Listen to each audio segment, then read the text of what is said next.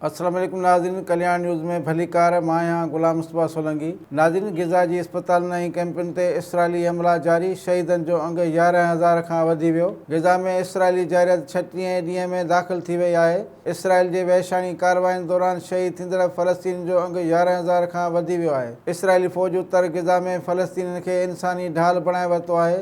Israeli फ़ौज जे टैंकुनि ग़िज़ा जे 4 अस्पतालनि जो घेराव करे वरितो। शफ़ा, अल ओदो, अल कुदस ऐं इंडोनेशिया अस्पताल जे चौधारी बमबारी कई वई, जॾहिं त अल नसर चिल्ड्रेन अस्पताल ऐं ग़िज़ा ब्लड बैंक ते बि बम वसाया विया। इसराइली फ़ौज गॾियल क़ौम जे स्कूल ऐं उत्तर ग़िज़ा मां लॾपलाण कंदड़ हथे ख़ाली शहरनि खे निशानो बणायो। इसराइली बमबारी में 266 खां वधीक फ़लस्तीनी शहीद थी विया। इसराइली फ़ौज जे हमलनि में शहीद फ़लस्तीनी जो अंग 11,078 थी वियो आहे। शहीदनि में 4,880 ॿार ऐं 3,000 खां वधीक औरतूं बि शामिल आहिनि, जॾहिं त 32,000 खां वधीक फ़लस्तीनी बि ज़ख़्मी थी पिया आहिनि। ग़िज़ा जी पटी अल कुदस अस्पताल ते इसराइली स्नाइपर जी फायरिंग खां पोइ फ़लस्तीनी हिलाल अहमद तरफ़ां जुमे जी शाम ऐलान कयो वियो हो त इसराइली फ़ौज अल कुदस अस्पताल जे इंतहाई निगहदाश्त यूनिट ते बि फायरिंग कई आहे। इसराइली फ़ौज मग़रबी किनारे में बि वधीक 19 फ़लस्तीनियुनि खे शहीद करे छॾियो। फ़लस्तीनी सिहत वारी वज़ारत मूजिबि ग़िज़ा में 35 मां 18 अस्पतालूं मुकमल तौर ते बंदि थी चुकियूं आहिनि।